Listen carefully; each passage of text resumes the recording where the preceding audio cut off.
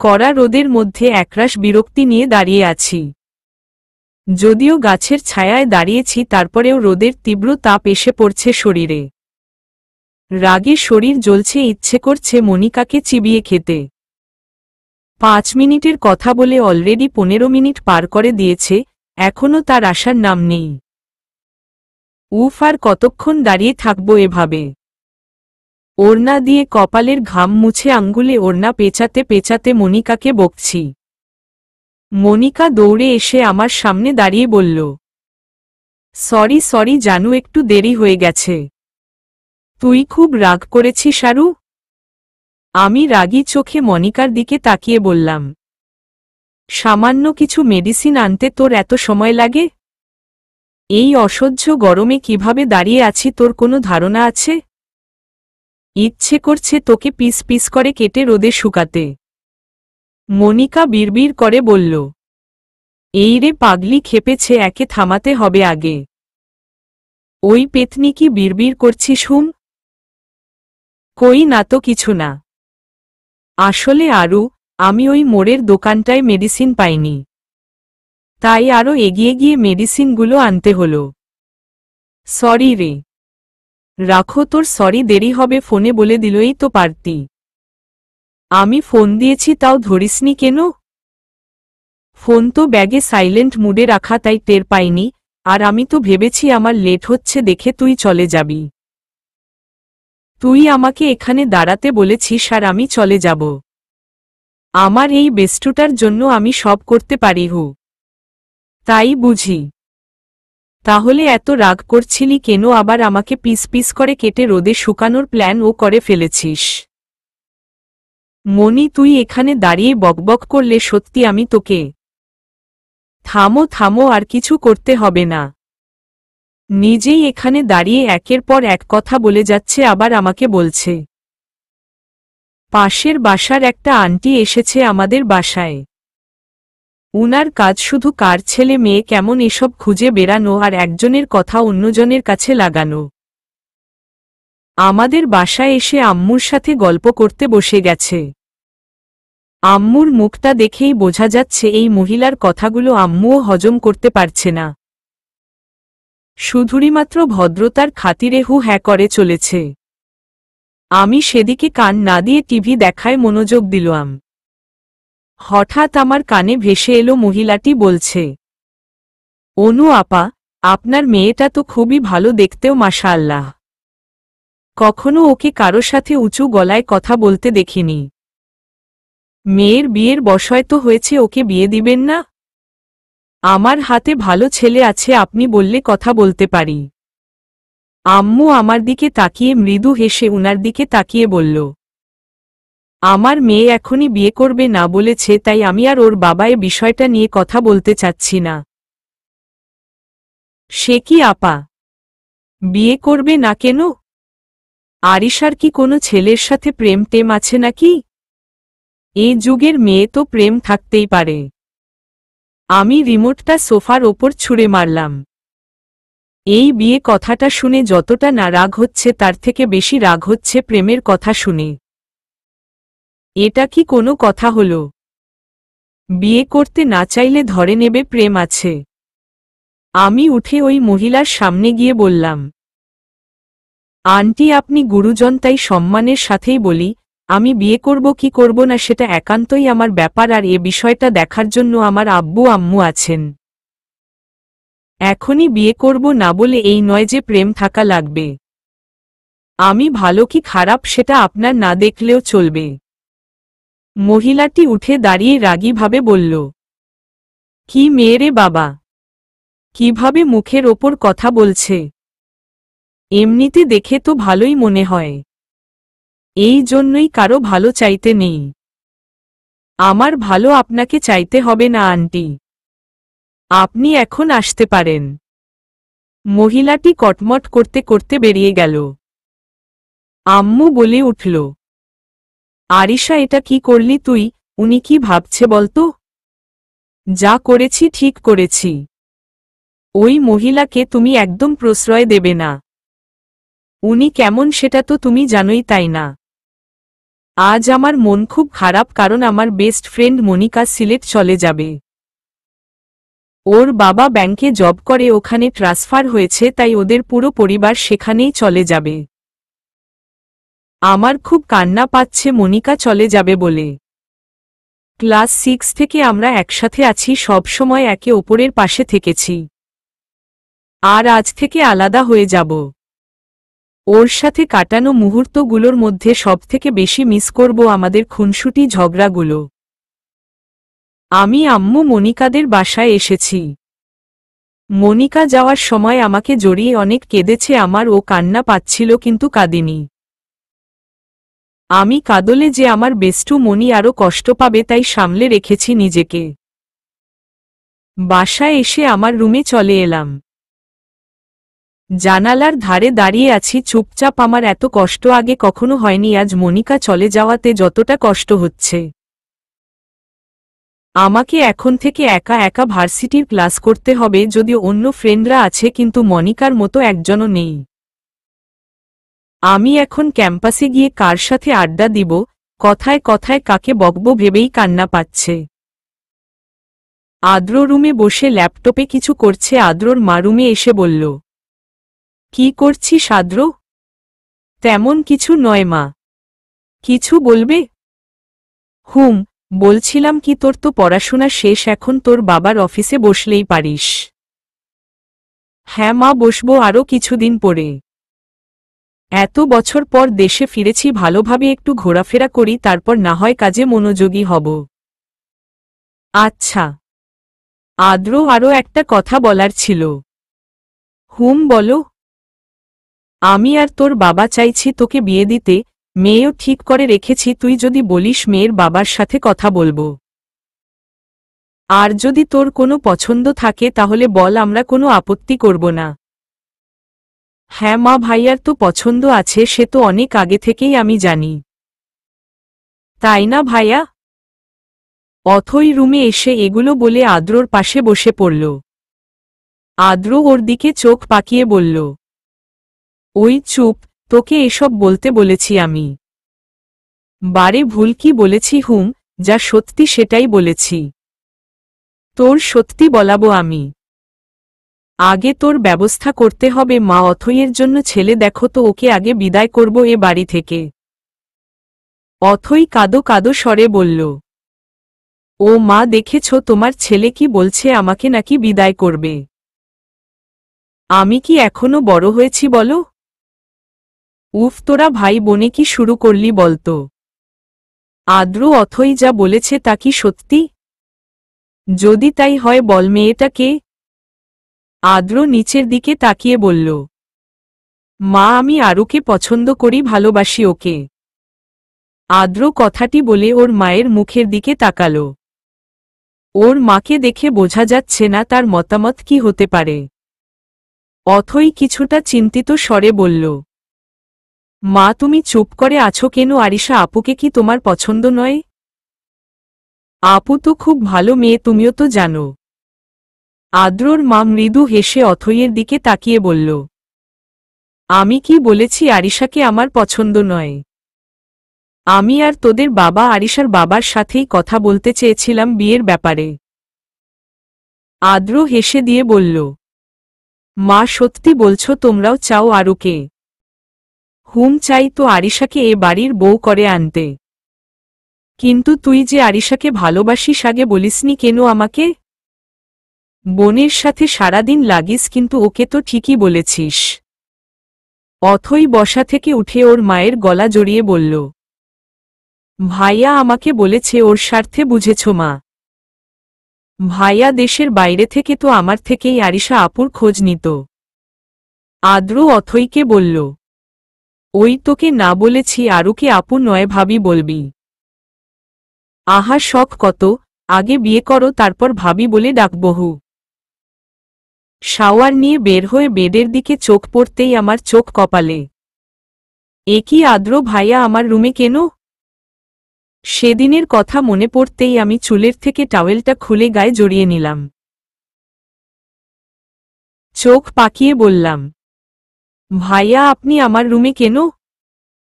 আদ্র ভাইয়া ঘোর লাগা চোখে তাকিয়ে আছে। উনি আস্তে আস্তে আমার দিকে আগাতে লাগল। আর আমি পেছনে পা ফেলে বললাম, ভাইয়া কি করছেন আপনি? আমার দিকে আগাচ্ছেন কেন? আদ্র ভাইয়া আরো আগাতে লাগলো। আমার দেয়ালে পিঠ ঠেকে গিয়েছে। গলাটা কেমন শুকিয়ে আসছে, বারবার ঢোক গিলছি। আদ্র ভাইয়া কি করতে চাইছে কিছুই বুঝতে পারছি না। আদ্র ভাইয়া আমার কাছে এসে আমার কপালের ভেজা চুলগুলো সরিয়ে লো ভয়ে যে বলতে লাগল, এত সুন্দর হয়েছ কেন তুমি? এমনিতেই তোমার সৌন্দর্যে অনেক আগেই ঘায়েল হয়েছি, আর আজ তোমার এই ভেজা চুল মুখে জমে থাকা বিন্দু বিন্দু পানিতে কতটা স্নিগ্ধ লাগছে তোমাকে দেখতে। আমি যে পাগল হয়ে যাব, আরও তোমার রূপ আমাকে একেবারেই পাগল করে দেবে। ভাইয়া এসব কি বলছেন আপনি? আদ্র ভাইয়ার কানে হয়তো আমার কথা যাচ্ছে না। উনি আমার আরও কাছে আসতে নিলে আমি উনাকে ধাক্কা দিয়ে সরিয়ে দিলাম। আদ্র ভাইয়া খানিকটা চমকে উঠে এক হাতে নিজের চুল টেনে বিড়বিড় করে কি যেন বলে আমার দিকে তাকালো। আমি চোখ নামিয়ে নিচের দিকে তাকিয়ে ভাবছি, আদ্র ভাইয়া আমাকে এসব বলার মানে কি? উনি আমার সামনে এসে বলল, সরি আরও, আসলে। আমি উনার দিকে তাকাতে থেমে গেল আর কিছু না বলে বেরিয়ে গেল রুম থেকে।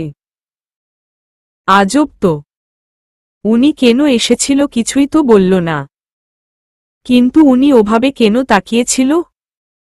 আর উনার বলা কথাগুলো তাহলে কি উনি আমাকে ভালোবাসে? আচ্ছা, এটা আসলে কি ভালো লাগা নাকি ভালোবাসা? ভালো লাগা তো ক্ষণিকের, আর ভালোবাসা সে তো চিরদিনের। আমারও আদ্র ভাইয়াকে ভালো লাগে, কিন্তু শুধু ভালো লাগা দিয়ে তো কিছু সম্ভব নয়। তবে উনার প্রতি একটা অদ্ভুত টান ফিল করি। 7 বছর আগে উনি যখন চলে গিয়েছিল তখন আমার তেমন কিছু মনে হয়নি, তবে উনার কাছে করা আবদারগুলো খুব মিস করতাম। তাহলে এর নাম কি দিব আমি, শুধুই কি ভালো লাগা? আমার হঠাৎ করেই নিশা আপুর বলা কথাগুলো মনে পড়ে গেল। আপু বলেছিল কেউ আমাকে অনেক ভালোবাসে। সে কেউটা আদ্র ভাইয়া নয় তো?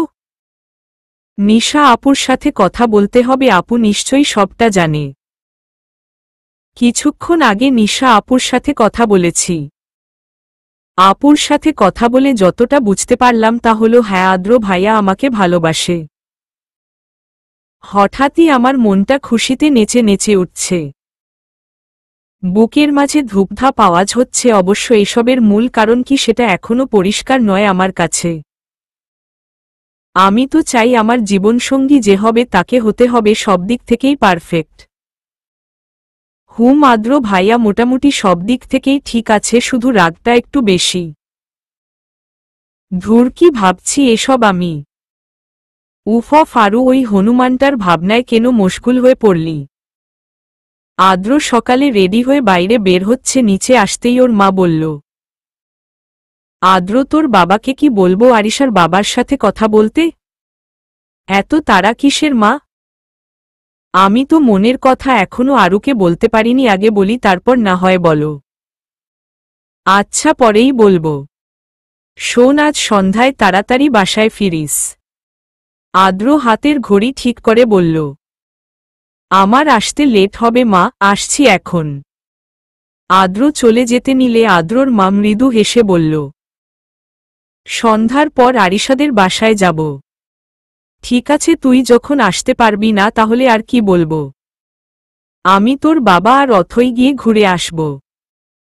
আদ্র ঠোঁটে হাসি ফুটে উঠল, ঘুরে মায়ের সামনে এসে বলল, তুমি আগে বলবে না আরুদের বাসায় যাবে? কখন যাবে বলো, আমি ঠিক সময়ে চলে আসব।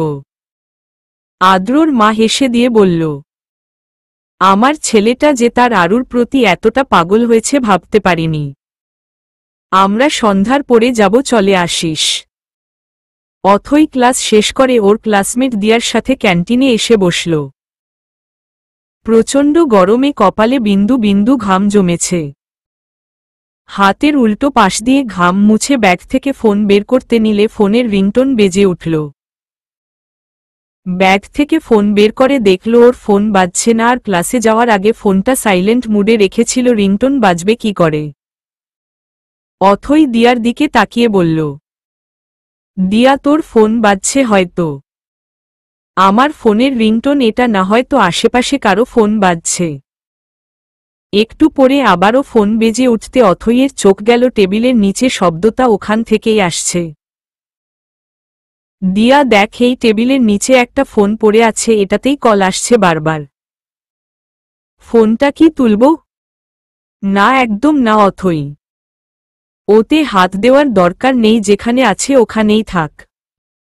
হয়তো কেউ ভুল করে ফেলে গেছে, মনে পড়লে খুঁজতে আসবে এখানে। অথই মুখ বেঁকে বলল, দিয়া তুই কি জানিস তোর মাথা পুরোটাই খালি, কিছুই নেই ওই মাথাতে। আরে গাধি, ফোনটা যে ফেলে গেছে সে ভুল করেই ফেলে গেছে, তাই না? তার কি মনে আছে কোথায় রেখেছে? হয়তো সেই কল দিচ্ছে বারবার। দিয়া আর কিছু বলল না, চোখ ছোট করে অথইয়ের দিকে তাকিয়ে নিজের ফোন ঘাটায় মনোযোগ দিল। অথই নিচে থেকে ফোনটা তুলে দেখল রাফি নামে সেভ করা নাম্বার থেকে 7টা মিস কল। আবারও ফোন বেজে উঠতে অথই কিছু না ভেবেই রিসিভ করল। ও পাশ থেকে বলে উঠল, হ্যালো, কে বলছেন আপনি? ফোনটা কোথায় পেয়েছেন বলবেন প্লিজ। অথই খানিকটা অপ্রস্তুত হয়ে বলল, আমার নাম অথই। ফোনটা কলেজের ক্যান্টিনে পেয়েছি। ক্যান্টিনে এসে যে টেবিলে বসেছি সেই টেবিলের নিচে পড়েছিল। বারবার কল আসছিল তাই রিসিভ করলাম। ফোনটা যার আপনি হয়তো তার পরিচিত হবেন, যেহেতু নাম্বার সেভ করা। আমি তার পরিচিত নই, আমিই সে। ফোনটা পাচ্ছিলাম না তাই ফ্রেন্ডের ফোন থেকে কল দিচ্ছিলাম। আপনি কি ক্যান্টিনে আছেন? হুমম। ওকে, আমি আসছি। ফোন কেটে যেতেই অথইয়ের চোখ পড়ল ফোনের স্ক্রিনে একটি হাস্যজ্জ্বল ছেলের ছবি ভেসে আছে। অথই কয়েক সেকেন্ড ছবিটি দেখে মনে মনে বলল, ওয়াও, ছেলেদেরও এত সুন্দর হাসি হতে পারে। ফোনটা যার, এটা কি তারই ছবি? একটু পরে পেছনে থেকে কেউ বলে উঠল, এক্সকিউজ মি, আপনাদের মধ্যে অথই কে? দিয়া অথই দুজনেই তাকাল। অথই ছেলেটিকে দেখে অবাক হল, এত ফোনের স্ক্রিনে থাকা ছেলেটি।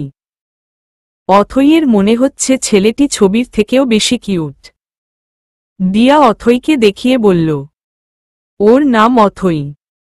এই ফোনটা কি আপনার? হুম, আমার, আসলে তাড়াহুড়ো করে উঠে গিয়েছিলাম তাই মনে ছিল না। অথই ফোনটা ছেলেটির দিকে এগিয়ে দিল। ছেলেটি অথইয়ের দিকে তাকিয়ে মুচকি হেসে ফোন হাতে নিয়ে বলল, থ্যাঙ্কস আমার ফোনটা ফিরিয়ে দেওয়ার জন্য। অথই হালকা হেসে বলল, থ্যাঙ্কস কেন বলছেন? আপনার হারানো জিনিস আপনাকে পেতে হেল্প করেছি। এটুকু তো মানুষ মানুষের জন্য করতেই পারে, তাই না? হুমম, ঠিক বলেছেন। আচ্ছা, আমি আসছি, বাই। ছেলেটি চলে যেতে অথই গালে হাত রেখে তাকিয়ে রইল তার যাওয়ার দিকে, মনে মনে বলল, এ তো পুরোই কিউটের ডিব্বা। কি সুন্দর করে কথা বলে, হাসিটাও দারুণ। ছেলেরাও যে এমন কিউট হয় আমার জানা ছিল না। এই যা, উনার নামটা কি সেটাই তো জানা হলো না। কিচেনে আম্মুর সাথে রান্নায় সাহায্য করছি। উফ, কখন যে শেষ হবে আর ভালো লাগছে না। আজ ফুপিরা আসবে বাসায় তাই এত আয়োজন। আবার আম্মু বলল আদ্র ভাইয়ারাও নাকি আসবে। কলিং বেল বাজতে আম্মু বলল দরজা খুলে দিতে। আমি দরজা খুলতে ফুপিকে আর সাদিয়া আপুকে দেখলাম। আমি লাফিয়ে উঠে সাদিয়া আপুকে জড়িয়ে ধরে বললাম, আপু কেমন আছো তুমি? আমাকে তো ভুলেই গিয়েছ, শেষ কবে এ বাসায় এসেছিলে মনে আছে তোমার? আরিশা, তোকে যদি ভুলে যেতাম তাহলে কি শ্বশুর বাড়ি থেকে এসে এখানে চলে আসতাম বল? আমি তো বাড়িতেই ঠিক করে আসতে পারি না। তোর ভাইয়া কেমন তা তো জানিস, কোথাও যেতে দিতে চায় না। হুম জানি জানি বউ পাগল, সে তাই বউকে নিজের সাথে বেঁধে রাখতে চায়। তো ভাইয়া কোথায় আসেনি? না, ওর অফিসে কাজের চাপ অনেক, তাই একাই এসেছি। ফুপি অভিমানী স্বরে বলল। আরিশার তো আর কাউকে চোখেই পড়ছে না, শুধু বোনকে নিয়ে মেতে আছে। আমি হেসে উঠে ফুপিকে জড়িয়ে ধরে বললাম, সরি ফুপি, তোমাকেও চোখে পড়েছে। আপুকে অনেকদিন পর দেখলাম তো তাই। রাগ করেছ তুমি? তোর ওপর আমি রাগ করতে পারি হুম? হুম, তাই তো আমার ওপর তুমি কেন কেউ রাগ করে থাকতে পারবে না হু? এই রে, তোমাদের এখনো দাঁড় করিয়ে রেখেছি, চলো চলো ভেতরে চলো। ফুপি আর সাদিয়া আপু ভেতরে আসতে আম্মু কিচেন থেকে বেরিয়ে এসে কথা বলে আবারও কিচেনে গেল। আমি সাদিয়া আপুর সাথে গল্প করছি। ফুপি সাদিয়া আপুকে বলল, সাদিয়া, সাদাফকে কল দে তো, ও কি করছে বাইরে এখনো? কল দিতে হবে না, আমি চলে এসেছি। সাদিয়া আপু সাদাফ ভাইয়া ফুপির ছেলে মেয়ে। সাদিয়া আপু সাদাফ ভাইয়ার থেকে 3 বছরের বড়। কথাটা শুনে দরজার দিকে তাকালাম। সাদাফ ভাইয়া হাসি মুখে ভেতরে এলো। আমার দিকে তাকিয়ে বলল, মা এটা আরিশা না? ফুপি হেসে বলল, হুম, ওই আমাদের আরিশা। বাহ, আমার বোনটা অনেক বড় হয়ে গেছে দেখছি। ওকে প্রায় 3 বছর আগে দেখেছিলাম, চেহারাটা আগের মতোই আছে, শুধু একটু বড় হয়েছে এই আর কি।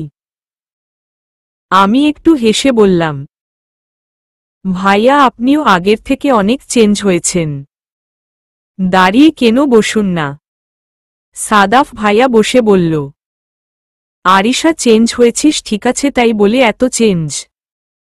আমাকে না তুমি করে বলতি, তাহলে এখন আপনি কেন? সাদিয়া আপু বলল, ভাই এতদিন পর ও তোকে মনে রেখেছে, সেটাই তো কত। এর জন্যই বলি আত্মীয় স্বজনের সাথে সময় কাটাতে, কিন্তু না, তুই তো পড়াশোনা নিয়েই পড়ে থাকতি। জানি সারিশা আজ অনেকবার বলে জোর করে তারপর নিয়ে এসেছি ওকে। সন্ধ্যা 7:30 বাজে। সাদাফ ভাইয়া সাদিয়া আপু আমি বসে আড্ডা দিচ্ছি। সাদাফ ভাইয়াকে আপনি বলতে ভালো লাগছে না, তাই তুমি করেই বলছি। কলিং বেল বাজতে আম্মু গিয়ে দরজা খুলে দিল। আদ্র ভাইয়া, অথই আর আঙ্কেল আন্টি এসেছে। আমি উঠে গিয়ে আঙ্কেল আন্টির সাথে কথা বলে অথইয়ের সাথে কথা বলছি। আদ্র ভাইয়া হঠাৎ বলে উঠল, আরে সাদাফ তুই এখানে? সাদাফ ভাইয়া উঠে এসে আদ্র ভাইয়ার সামনে দাঁড়িয়ে বলল, আমারও তো একই কথা, তুই এখানে? আমি সাদাফ ভাইয়াকে বললাম, ভাইয়া তুমি উনাকে চেনো? হ্যাঁ চিনি তো, আমরা খুব ভালো ফ্রেন্ড। আদ্র দেশের বাইরে চলে যাওয়াতে তেমন যোগাযোগ হতো না। তো আদ্র দেশে ফিরেছিস কবে? এই তো 4 মাস হলো ফিরেছি। তোকে ফোনে অনেক ট্রাই করেছি, পাইনি। যাক, দেখা হয়ে ভালোই হলো। কিন্তু তুই এ বাসায়? সাদাফ ভাইয়া কিছু বলার আগে আমি বললাম, ভাইয়া এ পরিচয়টা আমি দেই। আদ্র ভাইয়ার দিকে তাকিয়ে বললাম, সাদাফ ভাইয়া আমার ফুপির ছেলে। আর সাদাফ ভাইয়া উনি হলো আব্বুর ফ্রেন্ড আছাদ আঙ্কেলের ছেলে। আমি ঘাড় ঘুরিয়ে অথইয়ের দিকে তাকাতে দেখলাম অথই ড্যাবড্যাব করে তাকিয়ে আছে সাদাফ ভাইয়ার দিকে। আমি ওর মাথায় টোকা মেরে বললাম, কি রে, আমার ভাইয়াকে দেখে ক্রাশ খেলি নাকি? ক্রাশ তো খেয়েছি আপু, এটা 2য় দফায় ক্রাশ খেলাম। আমি তো ভাবিনি মাত্র কয়েক ঘন্টার মধ্যে উনাকে আবারও দেখতে পাব। এই অথই কি বলছিস তুই 2য় দফা মানে? আমার মুখে অথই নামটা শুনে সাদাফ ভাইয়া এদিকে তাকালো। অথইয়ের দিকে তাকিয়ে হেসে অবাক ভঙ্গিতে বলল, অথই আপনি? আদ্র ভাইয়া সাদাফ ভাইয়ার মাথায় চাটি মেরে বলল, ওকে তুই আপনি কারে বলছিস কেন? ও আমার ছোট বোন অথই। কিন্তু তুই ওকে দেখে অবাক হলি কেন? কলেজ থেকে অথই যার ফোন ফিরিয়ে দিয়েছিল সে আর কেউ নয়, সে ছেলেটি সাদাফ ছিল। সাদাফ কলেজের সবটা বলল। আমি হেসে উঠে বললাম, বাহ, এ তো সিনেমার কাহিনী থেকে কম নয়। কাকতালীয়ভাবে সবাই একই জায়গায় এসে মিলে গেল। আদ্র ভাইয়া আমার কানের কাছে মুখ এনে ফিসফিসিয়ে বলল, তুমি যদি চাও তাহলে সিনেমার কাহিনীটা আরও হিট হবে, সকলের মিলবন্ধনটা আরও গভীরে যাবে। আমি উনার দিকে তাকিয়ে বললাম, মানে? আদ্র ভাইয়া একটা দীর্ঘশ্বাস ফেলে সাদাফ ভাইয়াকে বলল, বুঝলি সাদাফ, আমার বোন বয়সে ছোট হলেও তোর বোন আরিশার থেকে বেশি বুদ্ধিমতী। এই আরুর মাথায় তো গোবর ছাড়া কিচ্ছুটি নেই।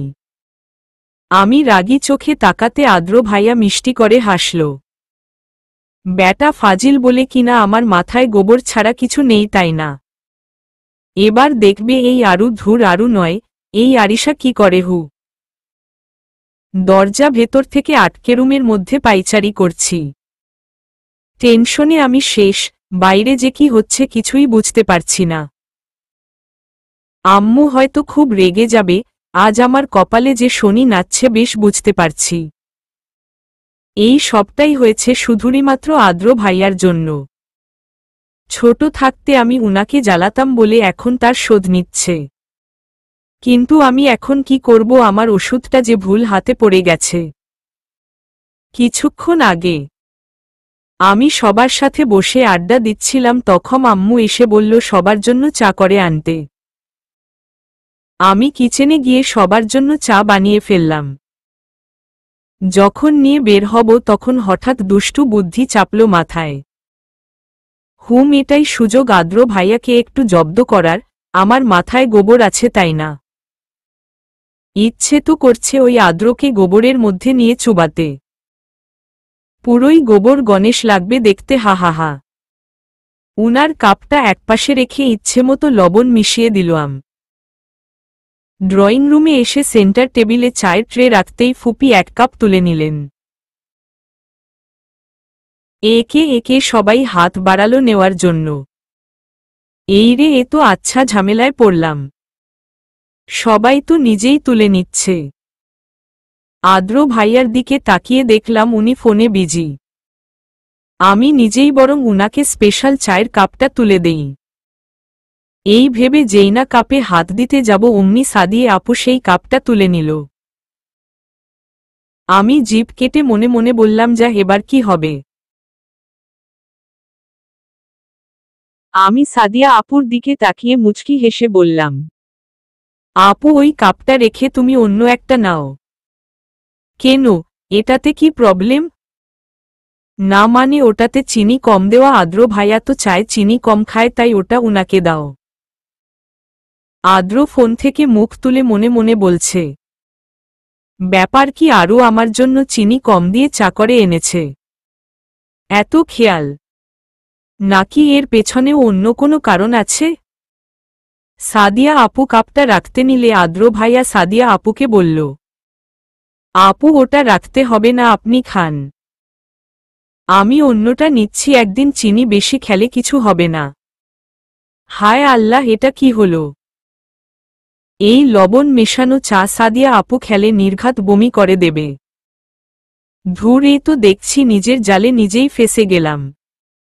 এখানে আর এক মুহূর্ত থাকা সেফ না। কেউ কিছু বুঝে ওঠার আগে রুমে এসে দরজা আটকে দিয়েছি। দরজাটা একটু খুলে বাইরে কি হচ্ছে শোনার চেষ্টা করলাম।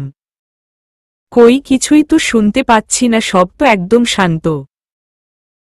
আমি দরজা খুলে সিঁড়ির কাছে আসতেই দেখলাম সাদাফ ভাইয়া আর আদ্র ভাইয়া উপরের দিকে আসছে।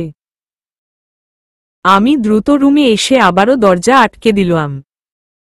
একটু পরে দরজায় টোকা পড়তে বললাম, আমি বিজি আছি, এখন দরজা খোলা যাবে না। সাদাফ ভাইয়া বলে উঠল, আমরা এসেছি আর তোর ব্যস্ততা বেড়ে গেল, একটু পরে তো চলে যাব, তখন যা করার করিস, এখন বের হ। সাদাফ ভাইয়ার কণ্ঠ শুনে তো তেমন কিছু মনে হচ্ছে না। তাহলে কি সাদিয়া আপুর কিছুই হয়নি? যে পরিমাণ লবণ দিয়েছিলাম, প্রবলেম তো হওয়ার কথা তাহলে। কি হলো আরিশা, দরজা খোল। সাদাফ ভাইয়া আবারও চেঁচিয়ে বলে উঠল। আমি গিয়ে দরজা খুলতেই আদ্র ভাইয়া বাঁকা হেসে আমাকে পাশ কাটিয়ে রুমে ঢুকে পড়ল। আরে, আপনি এভাবে রুমে ঢুকে গেলেন কেন? আদ্র ভাইয়া সাদাফ ভাইয়ার দিকে ইশারা করতে সাদাফ ভাইয়া মৃদু হেসে বলল, আরিশা আমি একটু নিচে থেকে আসছি। সাদাফ ভাইয়া আমাকে কিছু বলার সুযোগ না দিয়ে চলে গেল। আদ্র ভাইয়া আমার দিকে তাকিয়ে একটু হেসে দরজাটা আটকে দিল। ভাইয়া আপনি দরজা বন্ধ করলেন কেন? বাসায় কত লোকজন, সাদাফ ভাইয়া চলে আসবে, আপনাকে আমাকে একা রুমে দেখলে খারাপ ভাববে সবাই। আমি দরজা খোলার জন্য পা বাড়াতেই আদ্র ভাইয়া আমার হাত ধরে নিজের কাছে নিয়ে নিল। আমার কোমর জড়িয়ে ধরল। আমার চোখ দুটো আপনা আপনি বড় বড় হয়ে গেল। আদ্র ভাইয়া এমনটা করবে ভাবতেও পারিনি। উনি বলল, কি ম্যাম, আমাকে লবণ চা খাওয়াতে চেয়েছিলে তাই না? তোমার মাথায় এরকম বুদ্ধিও আসে? আপনার চায়ে লবণ মেশাতে যাব কেন আমি? কেন মিশিয়েছ সেটা তুমি ভালো জানো। ভাগ্যিস সাদিয়া আপুর ফোন এসেছিল তাই আর চা খায়নি, না হলে যে কি হতো। আপনি কি করে জানলেন ওটাতে লবণ মেশানো ছিল? আদ্র ভাইয়া বাঁকা হেসে বলল, যেভাবে চলে এলে ওখান থেকে তাতেই আন্দাজ করতে পেরেছিলাম। সাদিয়া আপু ফোনে কথা বলার জন্য উঠে যেতে সবাই উঠে গিয়েছিল, তখনই ওই কাপে এক চুমুক দিয়ে সবটা পরিষ্কার হয়ে গেল। সাদাফ ভাইয়া নিচে নামছে আর মুচকি হাসছে। সাদাফ মনে মনে বলতে লাগল, আদ্র আরিশাকে ভালোবাসে শুনে খুবই ভালো লাগছে। আদ্রর মতো ছেলে হয় না, আমার বোনটা বেশ ভালোই থাকবে ওর কাছে। কিন্তু আরিশা ও কি বুঝতে পারবে আদ্র ওকে কতটা ভালোবাসে? সাদাফ এগুলো ভাবতে ভাবতে হঠাৎ কারো সাথে ধাক্কা খেল। পড়ে যেতে নিয়ে সামলে নিল নিজেকে। তবে বুকের ওপর কারো হাত বাঁধানো সেটা অনুভব করছে। সাদাফ স্বাভাবিক হয়ে দাঁড়িয়ে সামনে তাকিয়ে দেখল অথই চোখ মুখ খিচে দাঁড়িয়ে আছে। সাদাফের কিছুটা রাগ হলেও অথই এর এমন ভয়ার্থ মুখ দেখে ফিক করে হেসে উঠল। হাসির শব্দ পেয়ে অথই ধপ করে চোখ খুলল। সামনে সাদাফকে হাসি মুখটা দেখে আর নিজের অবস্থান বুঝতে পেরে ছিটকে সরে গেল। আস্তে করে বলল, সরি ভাইয়া, আমি আসলে খেয়াল করিনি আপনি সামনে আছেন। সাদাফ হেসে বলল, ইটস ওকে। তো কোথায় যাচ্ছিলে এত তাড়াহুড়ো করে? আরিশা আপুর রুমে যাচ্ছিলাম। অথই সাদাফকে পাশ কাটিয়ে যেতে নিলে সাদাফ বলল, অথই তোমার কি আরিশাকে এখন খুব প্রয়োজন? যদি খুব বেশি প্রয়োজন না হয় তাহলে এখন ওর রুমে যেন না। প্রয়োজন নেই, এমনিতেই অনেকক্ষণ দেখছি না তাই। কিন্তু আপুর রুমে গেলে কি প্রবলেম? সাদাফ অথইয়ের দিকে একটু ঝুঁকে বলল, তোমার ভাইয়া আর হবু ভাবি একা কিছুটা টাইম স্পেন্ড করছে। তুমি কি চাও ওদের এই মুহূর্তটার ব্যাঘাত ঘটাতে? অথই চোখ বড় বড় করে বলল, আপনি সবটা জানেন? আদ্র আমাকে বলেছে। আচ্ছা, নিচে সবাই কি করছে? গল্পের আসর বসিয়েছে। ও, তাহলে ওখানে গিয়ে কি করব? চলো আমরা বরং ছাদে যাই। আপনি যান, আমি নিচে যাচ্ছি। অথই, আরিশা আদ্র উপরে রুমে আছে, আমরা যদি নিচে না যাই সবাই ভাববে আমরা চারজন একসাথে আছি, কেউ কোনো সন্দেহ করবে না, চলো। অথই মনে মনে ভাবছে এমনিতেই উনার ওপর ক্রাশ খেয়ে বসে আছি, এখন উনার হাসি মুখটা দেখে তো আমি ফিদা। আচ্ছা, উনার সাথে ছাদে যাওয়াটা কি ঠিক হবে? কেন ঠিক হবে না? যাওয়া যেতেই পারে, আমার ক্রাশ বলে কথা। অথই কি ভাবছ? চলো। চলুন। আদ্র ভাইয়া বেডে পা ঝুলিয়ে বসে আছে। একটু আগে উনি যখন আমার কোমর জড়িয়ে ধরেছিল নিজেকে কেমন পাথর মনে হচ্ছিল। দমও যেন আটকে আসছিল। উনি আমাকে ছাড়ছিলই না, আমিও চেষ্টা করে পারছিলাম না নিজেকে ছাড়াতে। কোনো উপায় না পেয়ে আদ্র ভাইয়ার চোখে চোখ রেখে চোখ টিপ মারতেই উনি হাঁ করে তাকালো আমার দিকে। আমার খুব হাসি পাচ্ছিল তখন উনার মুখটা দেখার মতো ছিল। তারপরে উনি নিজেই আমাকে ছেড়ে বেডে গিয়ে বসে পড়ল। আমি দূরে দাঁড়িয়ে বললাম, কি হলো ভাইয়া, আপনি বসে পড়লেন কেন, নিচে চলুন। আদ্র ভাইয়া করুণ দৃষ্টিতে তাকালো আমার দিকে। উনার চোখের দিকে তাকাতেই আমার বুকের ভেতরটা কেমন মোচড় দিয়ে উঠল। আমার মন চাইছে আদ্র ভাইয়ার খুব কাছে গিয়ে উনার চোখের ভাষাটা পড়তে। কেমন একটা অদ্ভুত ফিল হচ্ছে আমার। হঠাৎ আমার কি হলো জানি না, ধীর পায়ে এগিয়ে গেলাম আদ্র ভাইয়ার দিকে। উনার দৃষ্টি এখনো আমার ওপরেই স্থির। আমি আদ্র ভাইয়ার সামনে গিয়ে দাঁড়াতেই উনি উঠে দাঁড়ালো। তারপর আমার ডান হাতটা নিজের হাতে নিয়ে হাতের উল্টো পাশে আলতো করে চুমু খেল।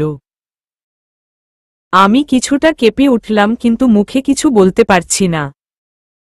এমন মনে হচ্ছে কেউ আমার ঠোঁটে আঙ্গুল রেখে বলেছে, খবরদার আরিশা, এখন কোনো কথা বলবে না। আদ্র ভাইয়া আমার পেছনে গিয়ে দাঁড়ালো। আমার চুলের ক্লিপটা খুলে দিতেই পিঠ জুড়ে ছড়িয়ে পড়ল সিল্কি চুলগুলো। তারপর হুট করে উনি পেছনে থেকে জড়িয়ে ধরল আমাকে। আমার সারা শরীরে বরফ ছড়িয়ে দিয়েছে এমন অনুভূতি হচ্ছে, কাটা দিয়ে উঠছে শরীরের লোমগুলো। আদ্র ভাইয়া আমার চুলে মুখ গুজে দিয়ে মৃদু স্বরে বলল, ভালোবাসি আরু, তোকে অনেক ভালোবাসি। আমি কি বলবো কি করব কিছুই বুঝতে পারছি না। ভালোবাসি এ কথাটা যেন বারবার আমার কানে ধ্বনি তুলছে। আদ্র ভাইয়া আমাকে ভালোবাসে সেটা আগে থেকে একটু একটু বুঝতে পারলেও তেমন চমকায়নি। কিন্তু আজ আমার চমকানোটা অতি মাত্রায় বেড়ে গেছে। আদ্র ভাইয়া আমাকে ওভাবে ধরে রেখে বলল, কি হলো আরু, কথা বলছো না কেন? আমি সত্যিই তোমাকে ভালোবাসি। একসেপ্ট করবে না আমার ভালোবাসাকে? আমি কাঁপা কাঁপা গলায় বললাম, জানি না। আমাকে ছাড়ুন প্লিজ। আদ্র ভাইয়া আমাকে ছেড়ে সামনে এসে বলল, জানি না বললে তো হবে না আরু সোনা। তোমাকে জানতে হবে, ভালোবাসতে হবে আমাকে। আর যদি ভালো না বাসি? আদ্র ভাইয়া মুচকি হেসে আমার গালে হাত রেখে বলতে লাগল, ভালো তো তোমাকে বাসতেই হবে, কারণ আমি যে তোমাকে ভালোবাসি। ভালোবাসা দিয়েই ভালোবাসা জয় করে নেব। আরু, তুমি যখন ক্লাস 7-এ পড়তে তখন থেকে তোমার প্রতি আমার দুর্বলতা কাজ করত। কিন্তু তুমি তখন ছোট ছিলে, আমি ভাবতাম হয়তো তোমার প্রতি আমার মনে যা আছে তা শুধুই মায়া আর কিছু নয়। কিন্তু সময় যত গড়িয়েছে তোমার কথা খুব বেশি মনে পড়ত। অথই আমার অনেক ছোট হলেও ওকে আমি সবটা বলি, তারপর থেকেই ওর কাছে থেকে তোমার খোঁজ নিতাম। ও যেদিন প্রথম আমাকে তোমার ছবি দিল সেদিন আমার চোখে পানি জমে গিয়েছিল। তখন ওই ছবি বুকে জড়িয়ে রেখে অনুভব করেছিলাম তোমার প্রতি শুধু আমার মায়া নয়, ভালোবাসি। আমি তোমাকে সারা জীবনের জন্য পেতে চাই তোমায়। আদ্র ভাইয়ার সব কথা খুব মন দিয়ে শুনছিলাম। আমার ইচ্ছে করছিল বলতে, আরও আগে কেন বললেন না ভালোবাসেন আমাকে? কিন্তু এ কথাটা মুখে বলার সাহস হল না। বলতে চেয়েও গলায় এসে আটকে যাচ্ছে। ভার্সিটি থেকে এসে ব্যাগটা রেখেই বেডে গা এলিয়ে দিলাম। শরীরটা কেমন দুর্বল লাগছে, হয়তো প্রচণ্ড গরমের কারণে এমনটা হচ্ছে। কখন যে চোখ লেগে এসেছে টের পাইনি। আম্মু ডাকছে শুনে ঘুম ঘুম চোখে তাকালাম। আমি চোখ খুলেছি দেখে আম্মু বলে উঠল, আরিশা, ভার্সিটি থেকে এসে ফ্রেশ না হয়ে ঘুমাচ্ছিস কেন? দুপুর পেরিয়ে গেল, খেতে হবে না? আমি ভাঙা স্বরে বললাম, আম্মু আমি এখন খাবো না, ঘুমাবো, তুমি যাও তো। এখন খাবি না মানে তোর আব্বু শুনলে রাগ করবে তো। প্লিজ আম্মু, ঘুমাতে দাও না। এই মেয়েকে নিয়ে আর পারি না, গোসল খাওয়া বাদ দিয়ে নাকি ঘুমাবে। পরেও তো ঘুমানো যেত নাকি? আম্মু আরও কি কি যেন বলতে বলতে রুম থেকে বেরিয়ে গেল। ফোনের রিংটনের আওয়াজে ঘুম ভেঙে গেল। উফকে আবার আমার এত সুখের ঘুমটা ভাঙিয়ে দিল। ইচ্ছে করছে তাকে ঠাস ঠাস করে চড় লাগাতে। ফোন হাতে নিয়ে অথইয়ের নাম্বার দেখে রিসিভ করে রাগী স্বরে বললাম, তুই আর সময় পেলি না ফোন দেওয়ার, বেছে বেছে আমার ঘুমের মাঝেই ফোন দিতে হলো। রাগ করছো কেন আপু? আমি জানতাম নাকি তুমি ঘুমাচ্ছ? সরি সরি সরি আমার মিষ্টি আপু, রাগ করো না প্লিজ। তোর সরি তোর ওড়নার আঁচলে বেঁধে রাখো, কোনো একসময় কাজে লাগবে। কি জন্য ডিস্টার্ব করলি সেটা বল। আপু তুমি আমাদের বাসায় আসবে? প্লিজ আপু না করো না, তোমাকে আসতে হবে। এখন তো রাত 3:54 বাজে, তুমি 5টার মধ্যে চলে আসবে কেমন? অথইয়ের কথাগুলো শুনে ভ্রু কুঁচকে গেল। এ মেয়ের হলোটা কি হঠাৎ? অথই আমি তোদের বাসায় যাব কেন, তাও আবার এ সময়ে? তুমি এসো তারপর বলবো, ফোনে বলা যাবে না। আর শোনো, আমি মাকে বলেছি আন্টিকে বলতে যেন তোমাকে আসতে দেয়। তুমি তাড়াতাড়ি চলে এসো, রাখছি। আমি কিছু বলার আগেই অথই ফোন কেটে দিল। কেন যেতে বলছে সেটাই তো বুঝতে পারছি না। অথই তো এভাবে কখনো বলে না, নিশ্চয়ই সিরিয়াস কিছু হয়েছে। কিন্তু কি হয়েছে? অথই আমি পাশাপাশি বসে আছি 15 মিনিট যাবৎ। অথই দাঁত দিয়ে নখ কেটে যাচ্ছে কিন্তু মুখে কিছুই বলছে না। আমার এখন বিরক্ত লাগছে, এভাবে কতক্ষণ বসে থাকব। অথইয়ের দিকে তাকিয়ে রাগী স্বরে বললাম, অথই তুই কি কিছু বলবি নাকি আমি চলে যাব? অথই জোরে বলে উঠল, না তুমি যাবে না বলছি আমি। হুম তো বল। অথই আমতা আমতা করে বলল, আসলে আপু ভাইয়া না, আজ সাদাফ ভাইয়াকে আমাদের বাসায় ইনভাইট করেছে। সাদাফ ভাইয়া একটু পরে আসবে আর আজ থাকবে আমাদের বাসায়। তো এতে প্রবলেম কিসের? সাদাফ ভাইয়া তোর ভাইয়ার ফ্রেন্ড, সে আসতেই পারে। ওটাই তো প্রবলেম গো আপু। সাদাফ ভাইয়া আসবে শুনে আমার ভীষণ নার্ভাস লাগছে। বুকের মাঝে শুধু ধুকধাপ আওয়াজ হচ্ছে, এর কারণ কি আমি জানি না আপু। এমনটা হওয়ার কারণ কি বুঝতে পারছি না, তাই তো তোমাকে আসতে।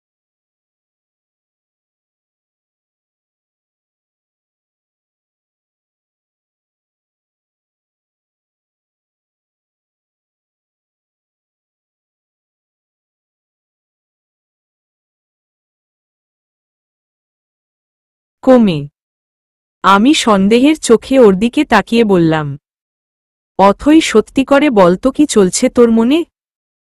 সাদাফ ভাইয়া আসবে শুনে তুই নার্ভাস হচ্ছিস, এর পেছনে যে অনেক বড় কিছুর আভাস পাচ্ছি আমি। আচ্ছা সাদাফ ভাইয়াকে তোর ভালো লাগে? সত্যিটা বলবি? অথই অসহায় ফেস করে বলল, ভালো লাগা নিয়ে মাথায় কিছু আসেনি, তবে আমি সাদাফ ভাইয়ার ওপর ভীষণভাবে ক্রাশ খেয়েছি। তাও একবার নয়, যতবার দেখা হয়েছে ততবারই। কিন্তু আজ একটু বেশি অস্বস্তি লাগছে। আপু একটা সলিউশন দাও না, কেন এমন হচ্ছে? সলিউশন আর কি দিব? আমার তো মনে হচ্ছে আমার বনুটার মাথা ঘুরেছে আমার ভাইয়াকে দেখে। ছোট বোন থেকে ভাবি হওয়ার প্ল্যান করেছিস নাকি হুম?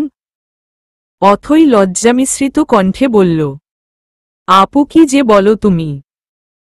তুমি আমার বয়সে বড়, সম্পর্কেও বড়, আমি ছোট ছোটই থাকব, বুঝেছ?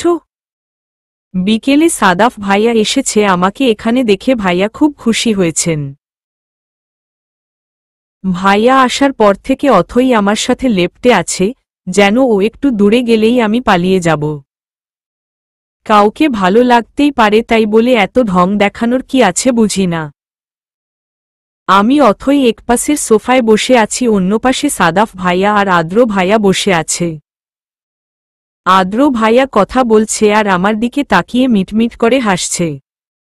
উনি হাসছে কেন হঠাৎ? আমি একবার তাকিয়ে চোখ নামিয়ে নিলাম। সেদিনের পর থেকে উনার সাথে দেখা হয়েছে কিন্তু কোনো কথা হয়নি, আমি ইচ্ছে করেই বলিনি। কেন জানি উনার দিকে তাকালে আমার হার্টবিট বেড়ে যায়, মুখে কোনো কথা আসে না। আন্টি এসে বলল আম্মুর সাথে কথা বলেছে আজ নাকি আমি এ বাসায় থাকব। আমি থাকব না বলতেই আন্টি বলল, আমাকে থাকতেই হবে, যদি না থাকি আমার সাথে কথা বলবে না। আন্টিও এমন বাচ্চাদের মতো কথা বলবে ভাবিনি। সাদাফ ভাইয়া আজ থাকবে তাই বারবার আমাকে বলছিল থেকে যেতে। আর অথই তো আছেই, ও আমাকে ছাড়ছেই না। কিন্তু আদ্র ভাইয়া উনি একবারও বলল না থেকে যেতে। কেন বলল না? আমি এ বাসায় থাকব এটা কি উনি চায় না? উনি না চাইলেই কি আমি আন্টি আর অথইয়ের জন্য থাকব? আসলে আমারও ইচ্ছে করছে থেকে যেতে। আসার পরেও এই ইচ্ছেটা ছিল, হঠাৎ করেই উদয় হল। অথইকে আন্টি ডাকতে ও উঠে গেল।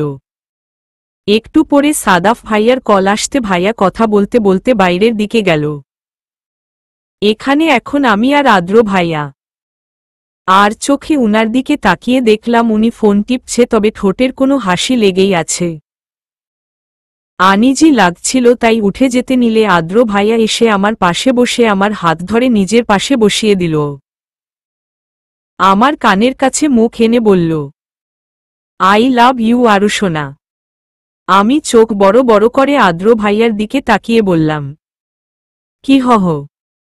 শোনো নি কি বলেছি? আচ্ছা আবারও বলছি, আই লাভ ইউ। উনি আমার দিকে তাকিয়ে মিটমিট করে হাসছে। আমি হাত ছাড়ানোর চেষ্টা করতে উনি বলে উঠল, এভাবে ছটফট করছো কেন? উত্তরটা তো দাও আগে। সেদিন তো কিছুই বললে না, আর তারপর তো দেখা হলেও কথা বলনি। আজ ছাড়ছি না। আমি কি বলবো ভেবে পাচ্ছি না। আদ্র ভাইয়া আমার গা ঘেঁষে বসে হাত ধরে আছে। আন্টি বা সাদাফ ভাইয়া দেখলে ব্যাপারটা কিভাবে নেবে কে জানে।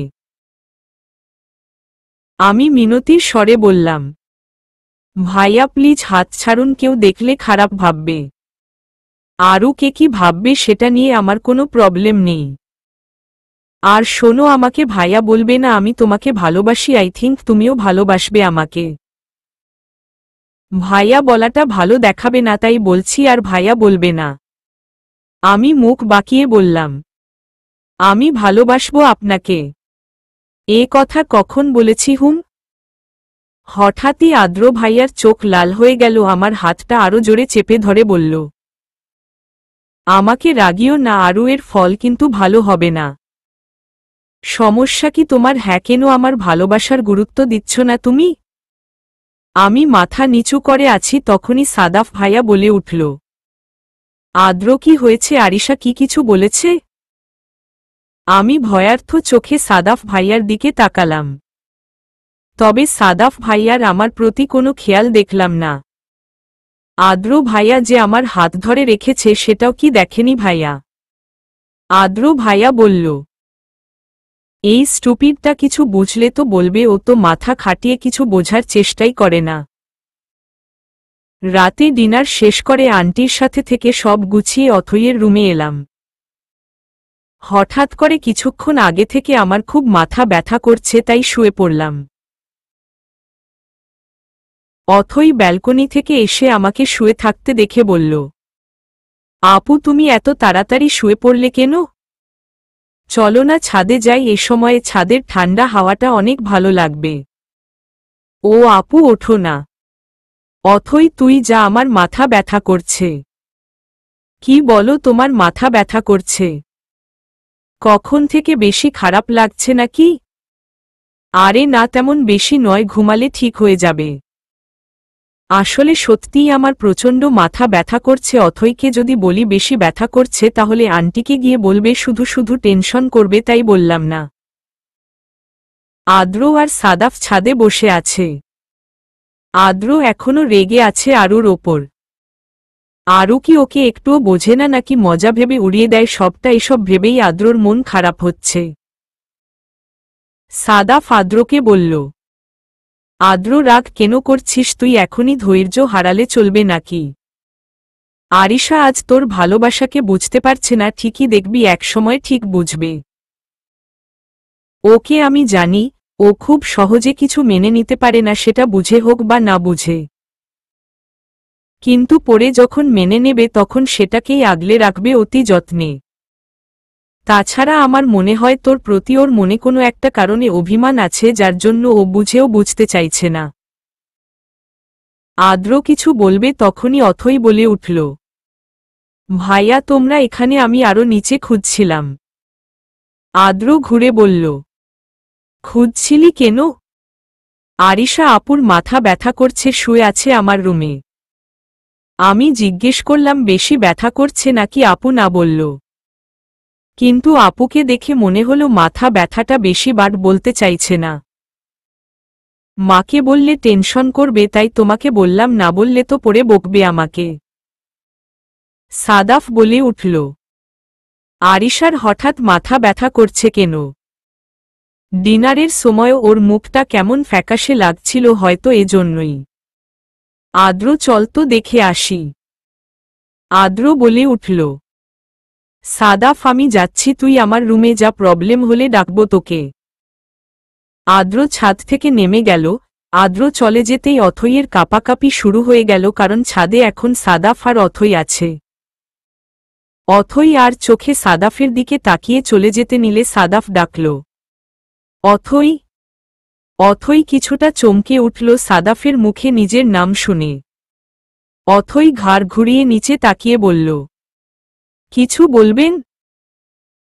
আসলে আমার এখন রুমে যেতে ইচ্ছে করছে না, আর এখানে একা থাকতেও ভালো লাগবে না। তোমার যদি কোনো প্রবলেম না হয় এখানে আমার সাথে কিছুটা সময় কাটাতে পারবে? অথই মনে মনে অনেকটা খুশি হলো, কেন হলো ও নিজেই জানে না। ওর মনে হচ্ছে এতক্ষণ যতটা নার্ভাস লাগছিল এখন তেমন কিছুই মনে হচ্ছে না। অথই ভাবছে এ কেমন ম্যাজিক হলো, নার্ভাসনেস এক নিমিষেই ভ্যানিশ হয়ে গেল। কি হলো, কিছু বলছো না যে? আচ্ছা ঠিক আছে, প্রবলেম হলে তুমি যেতে পারো। অথই সাদাফের দিকে তাকিয়ে বলল, আমার কেন প্রবলেম নেই, আসলে আমারও ইচ্ছে করছিল ছাদে কিছুটা সময় কাটাতে।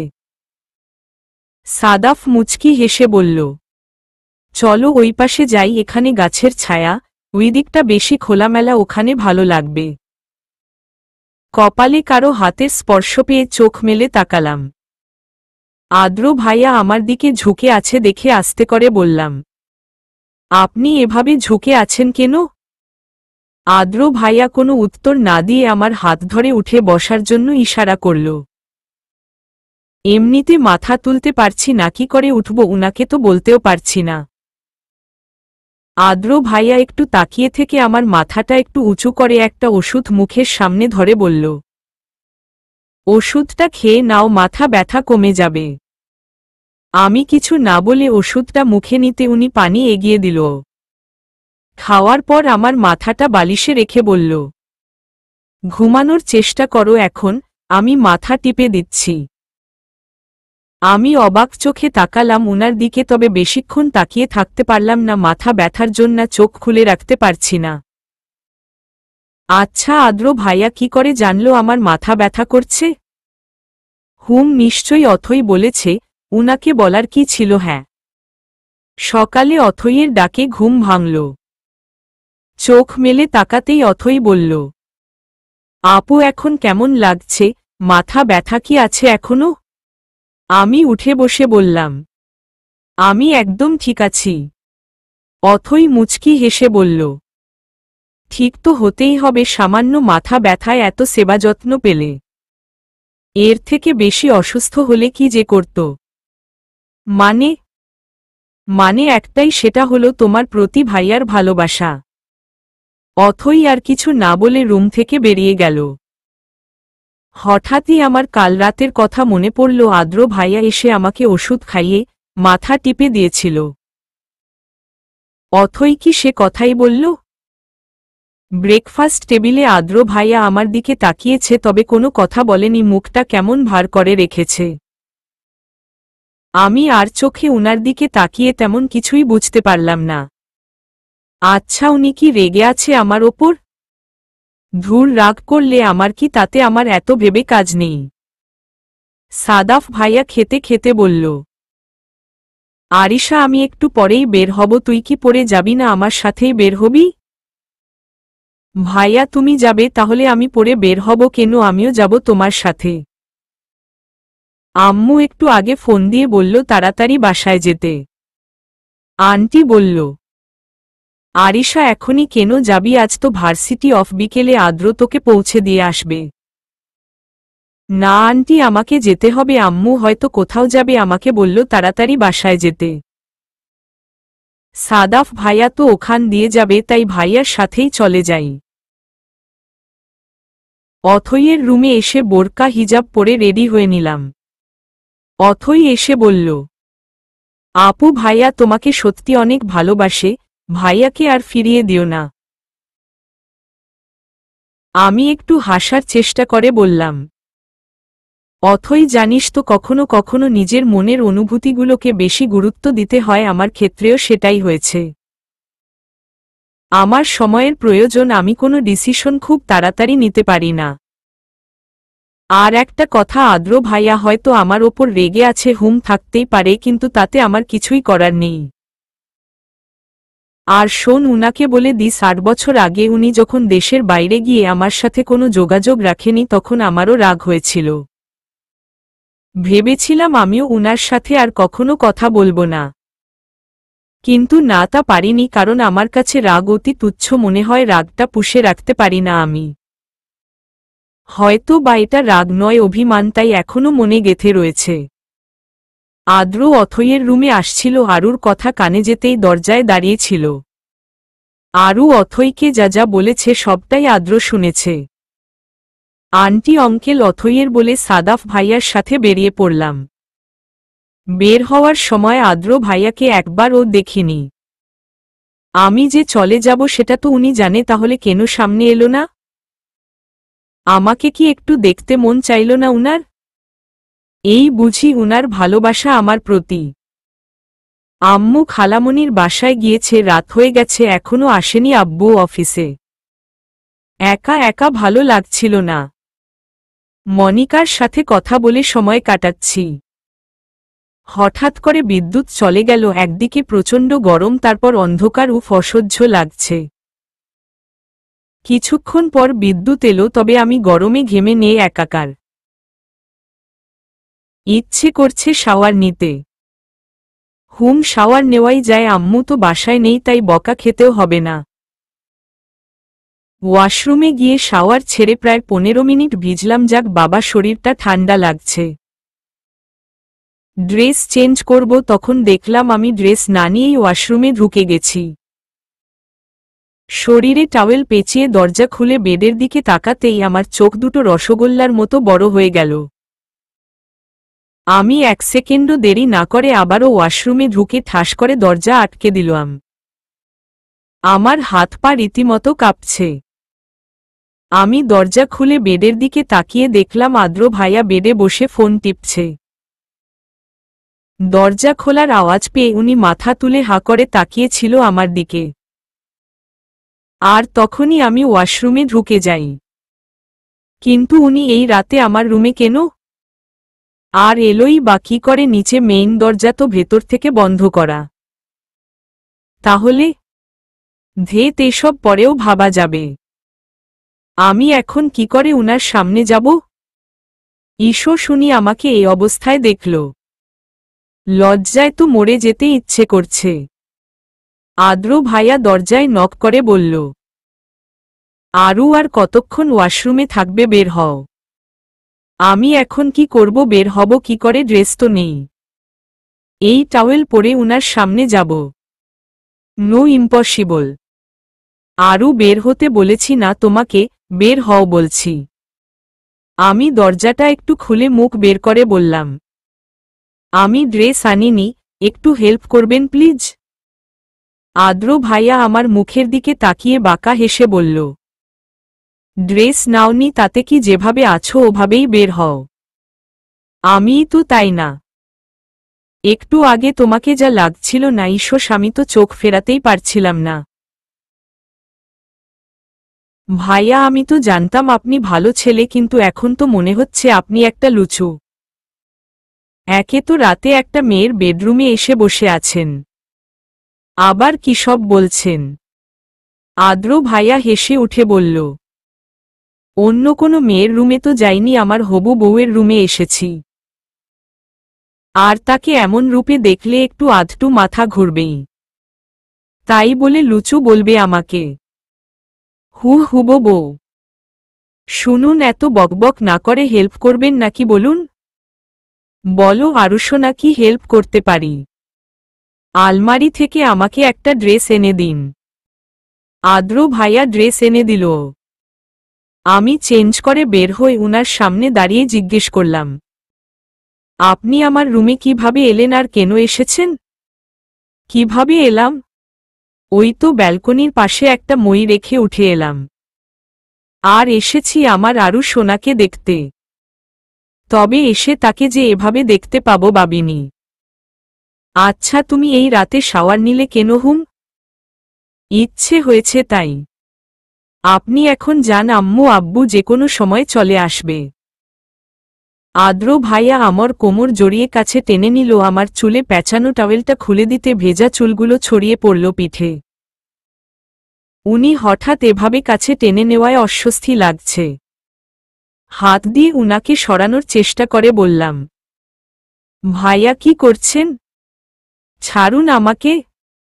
উনি আমার ভেজা চুলে মুখ গুজে বলল, তোমার ভেজা চুলের ঘ্রাণ আমাকে এলোমেলো করে দিচ্ছে আরও। আমার যে ভীষণ ইচ্ছে করছে এই মাতাল করা ঘ্রাণে হারিয়ে যেতে। আমি তোমাকে ভালোবাসি আরও, সত্যি অনেক ভালোবাসি তোমাকে। আমার প্রতি তোমার রাগ বা অভিমান থাকলে তা ভুলে আমার ভালোবাসায় সাড়া দাও আরও। আমি জোরে ধাক্কা দিয়ে আদ্র ভাইয়াকে সরিয়ে রেগে বললাম, কি শুরু করেছেন আপনি? যখন যা মন চাইবে তাই বলবেন আমাকে? কোনো সাহসে আমার গায়ে টাচ করেন আপনি? আমি অনুমতি দিয়েছি আপনাকে? আপনি আমাকে ভালোবাসতে পারেন, কিন্তু আমি তো ভালোবাসি বলিনি আপনাকে। তাহলে কিসের অধিকার দেখান? এই রাতে একটা মেয়ের পারমিশন ছাড়া তার বেডরুমে এসেছেন, এটা তো কোনো ভদ্র ছেলের থেকে আশা করা যায় না। আদ্র ভাইয়ার চোখজোড়া মুহূর্তেই রক্তের মতো লাল বর্ণ ধারণ করেছে, হাতের মুঠো শক্ত করে উনি দেয়ালে জোরে আঘাত করল। হঠাৎ আঘাতের আওয়াজে আমি কেঁপে উঠলাম। আমি যে কি থেকে কি বলেছি নিজেই বুঝতে পারছি না। কেন বললাম আমি এসব? আমিও তো মনে মনে আদ্র ভাইয়াকে চাই। হ্যাঁ চাই আমি উনাকে, কিন্তু সে চাওয়ার গভীরতা ঠিক কতটা আমি বুঝতে পারি না। আদ্র ভাইয়ার হাতের দিকে চোখ পড়তেই দেখলাম উনার হাত থেকে রক্ত পড়ছে। রক্ত দেখে আমার বুকের ভেতরটা ধক করে উঠল। উনাকে যে আমি ভীষণ রাগিয়ে দিয়েছি, যার ফলে উনি নিজেকে আঘাত করল। আমি উনার কাছে এগিয়ে হাতের দিকে তাকিয়ে বললাম, এ কি ভাইয়া, আপনার হাত তো কেটে গেছে, রক্ত ঝরছে হাত থেকে। আমি উনার হাত ধরতে নিলে সরে গিয়ে একটু হেসে গম্ভীর স্বরে বলল, শুধু হাতের ক্ষতটা দেখলে আরও বুকের ক্ষতটা একবারও দেখার চেষ্টা করলে না? থাক, আর দেখতেও হবে না তোমাকে, আমি আর তোমার সামনে আসব না, ভালোবাসি বলেও আর বিরক্ত করব না তোমাকে। আমি তো অভদ্র একটা ছেলে, রাতে একটা মেয়ের বেডরুমে পারমিশন ছাড়া এসেছি, তার দিকে খারাপভাবে তাকিয়েছি, অযথা অধিকার দেখিয়েছি, এটা আসলেই ঠিক করিনি আমি। তুমি ঠিক বলেছ আরও, আমি সত্যিই অভদ্র খারাপ একটা ছেলে। তবে তুমি আমাকে যেমনই ভাবো না কেন, আমার ভালোবাসা মিথ্যা ছিল এটা ভেবো না। আমি আর তোমার সামনে আসব না, তবে অপেক্ষায় থাকব তোমার। আমার বিশ্বাস আমার ভালোবাসার ডাকে তুমি সাড়া দেবে। আর সেদিন তুমি নিজেই যাবে আমার কাছে। ভালো থেকো আরু, বাই। আদ্র ভাইয়া ব্যালকনি দিয়ে চলে গেল। আমার চোখ থেকে টপটপ করে পানি গড়িয়ে পড়ছে। আমি চাইনি উনাকে কষ্ট দিতে, তাহলে কেন বললাম ওসব কথা? নিজের ওপরেই প্রচণ্ড রাগ হচ্ছে আমার। এক সপ্তাহ পার হয়ে গেল, আদ্র ভাইয়া না আমার সামনে এসেছে না ফোন দিয়েছে। এ কদিনে উনাকে না দেখে কেমন অস্থির লাগছে আমার। না চাইতেও উনার বলা ভালোবাসি কথাটা বারবার মনে পড়ছে। আমি এখন বেশ বুঝতে পারছি সেদিন রাতে আমি আদ্র ভাইয়াকে কতটা কষ্ট দিয়েছি ওই কথাগুলো বলে। কিন্তু আমি যে মন থেকে কিছু বলিনি। আমার মন চাইছে এক্ষুনি ছুটে যাই আদ্র ভাইয়ার কাছে। আমার মনের অনুভূতিগুলো বলতে ইচ্ছে করছে উনাকে। এ কেমন অনুভূতি হচ্ছে আমার, তাহলে কি আমিও ভালোবেসে ফেলেছি উনাকে? গভীর ভাবনার মগ্ন ছিলাম, ফোন বেজে উঠায় হুঁশ এলো। ফোনের স্ক্রিনে অথইয়ের নাম্বার দেখে একটু অবাক হলাম।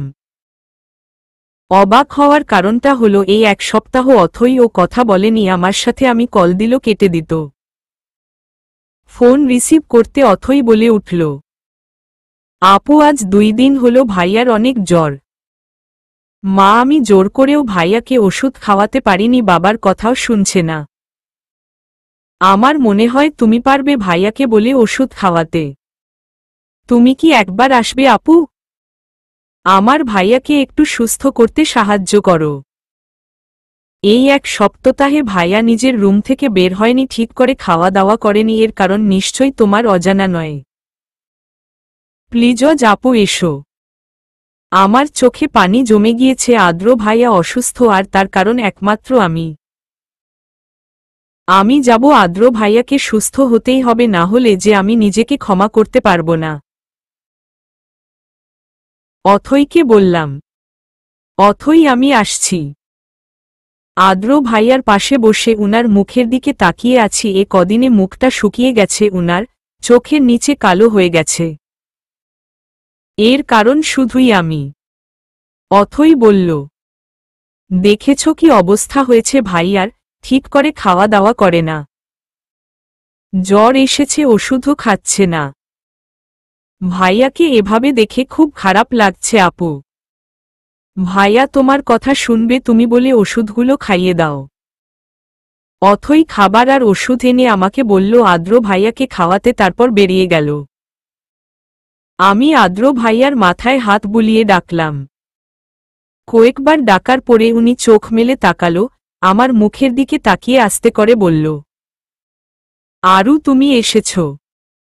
তোমার মুখটা এমন দেখাচ্ছে কেন, চোখে পানি কেন তোমার? উনি আমাকে আর কত অবাক করবেন।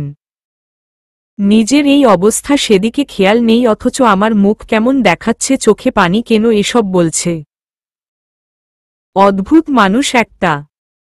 আমি উনার হাত ধরে মৃদু হেসে বললাম, আমার কথা পড়ে ভাববেন, আগে নিজের কথা ভাবুন। আপনি কি ছোট বাচ্চা হুম এমন অবুঝের মতো বিহেভ করছেন? শরীরে এত জ্বর, ওষুধ কেন খাচ্ছেন না শুনি? আসল ওষুধই তো নেই আমার কাছে, তাহলে এই ওষুধে কি হবে বলো? এটা তো কোনো কাজই করবে না। আর একটা কথা নয়, উঠুন, ওষুধ খেতে হবে। আপনি এমন অসুস্থ হয়ে পড়ে আছেন, আঙ্কেল আন্টি অথই কতটা টেনশনে আছে জানেন আপনি? দেখি উঠুন তো। আদ্র ভাইয়া বাধ্য ছেলের মতো আমার হাতে অল্প কিছু খাবার খেয়ে ওষুধ খেয়ে নিল। আমি উনাকে খাইয়ে উঠে যেতে নিলে উনি বলল, কেন মায়া বাড়াচ্ছ আরু? তুমি তো আমাকে সুস্থ করার জন্য এসব করছো তাই না? এতে যে আমার কষ্ট আরও বেড়ে যাচ্ছে, সেই তো চলে যাবে, তাহলে কেন এসেছ? আমি আদ্র ভাইয়ার দিকে একটু ঝুঁকে বললাম, আপনিই না বলেছিলেন আপনার ভালোবাসার ডাকে আমি সাড়া দিব, আর সেদিন আমি নিজেই আসব আপনার কাছে। আজ তো আমি নিজেই এসেছি। চলবে।